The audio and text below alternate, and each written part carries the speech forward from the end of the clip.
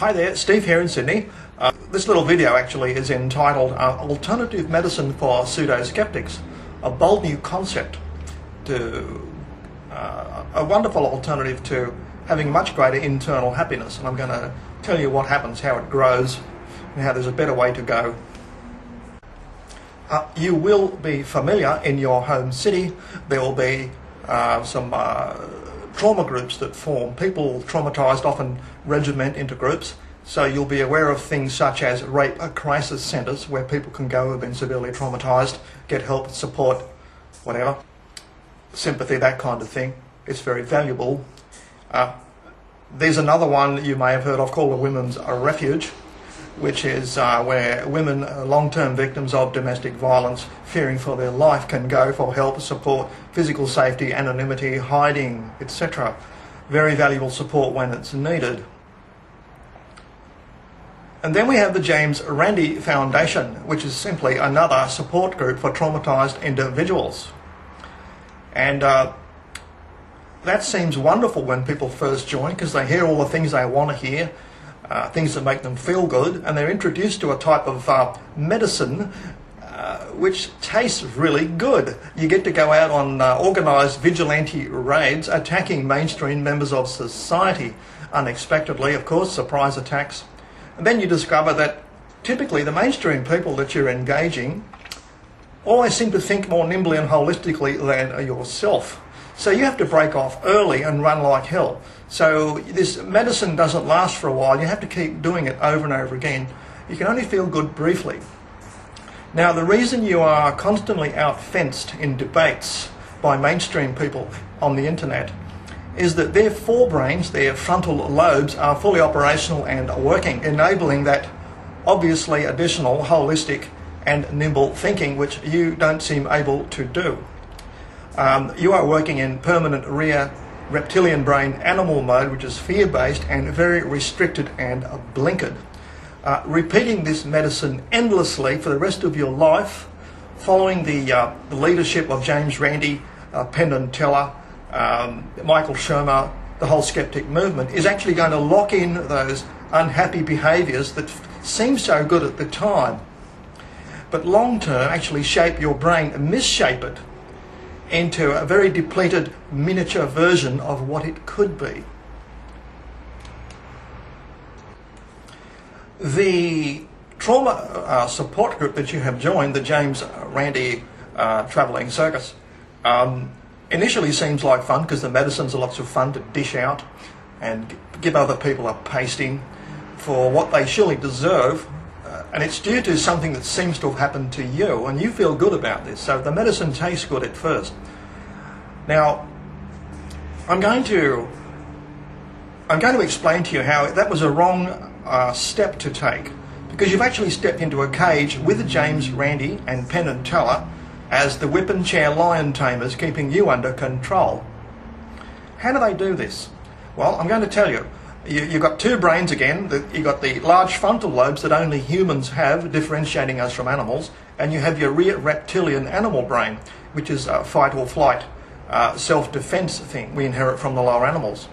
What makes you distinctly different to all the other animals is you have these massive frontal lobes. Now, you've got 300% more neurons, brain cells, than the ape, our closest relative. Okay? So, what do you do with these massive frontal lobes you have, which is half your brain tissue? Well, pseudo-skeptics turn them off, or they get them turned off by stress. They don't even know this is happening. It's an internal thing. Now, you go to Neil Slade's website and you can learn to turn them back on no matter what the stress. It's a simple mechanical, physical brain trick you can learn, and it's all based on very hard science. Autopsy science, radioactive sugar studies of brain tissue, MRI scans. There's Nobel Prize winners you can even debunk there while you're at it, while you're visiting Neil Slade for a better internal life and how to grow new brain tissue and learn all that stuff. You can debunk Nobel Prize winners while you're there, eh? What good fun! So it might have seemed a good idea to join the James Randi following. He's the Pied Piper of traumatised people who want to hit back at society and punish them for their own internal hurts they carry about. But let me tell you how they're actually going to keep you that way for the rest of your life if you're not alerted to this, to what they're actually doing, which is the Penn and Teller show was a stream of verbal violence, belligerence, aimed at their viewing audience to stop them thinking, to turn their frontal lobes completely off with absolute fear. Repeated graphic illustrations of fear-based thinking, so that you would live entirely in the animal mode, that's the rare reptilian brain you have, that we all have, live there for the rest of your life. The whip and chair commands of Penn and Teller and James Randi and Michael Shermer telling you what to think. You don't need to think, they're going to think for you. That's you being put in a cage without realising for the rest of your life, which is a hell of a long time if you only have this physical life to have. Do think about that.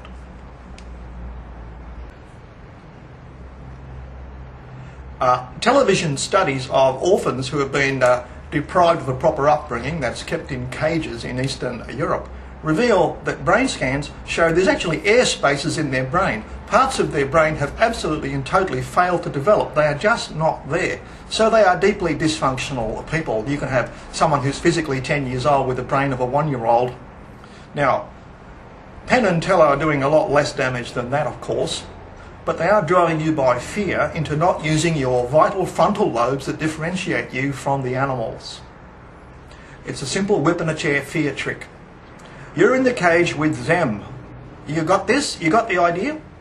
The alternative is to go to... Now, did you notice this?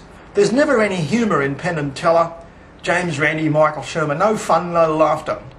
Well, that's what grows brain cells. It's been discovered by Elizabeth Gould, UCAN research. Reinventing the Self by Elizabeth Gould. Brain section research indicates that happiness, joy and laughter actually grows new areas of brain cells. Stimulating learning experiences grow new physical brain cells. This is scientifically established, hard science. You can grow new brain cells at any age, okay? Now, you go to Neil Slade's website where you'll learn to click your amygdala and turn on your frontal lobes so that no matter what the situation, you've got control over what your mind is thinking about and how it thinks, whether it sees a whole lot of alternatives or none at all, and advises regimented behaviour such as the reptilian brain always does for self-preservation. So what I'm suggesting to you is that what initially seemed like a good idea, the medicine sure tasted good when you first started attacking people randomly in guerrilla warfare all over the internet, long term it's bad for your physical brain development, and that's a scientifically proven physical fact. Okay? Now, go to neilslade.com and you get a little book, download, PDF, $15, and you're going to find there's ways of keeping your frontal lobe switched on and working. He supplies a whole lot of merriment and laughter and joy and many different ways of seeing things, repositioning yourself with respect to stresses and traumas, ways of introducing biochemical bliss into your life daily. Now that's a whole lot better than whip and chair training from Penn and Teller and James Randi, don't you think? So why don't you swan over to neilslade.com and have a good look at the fun going on there and the laughter. And you will notice there's lots of humour. Get in the chat line. There's no nasty people. They're all kind, loving people.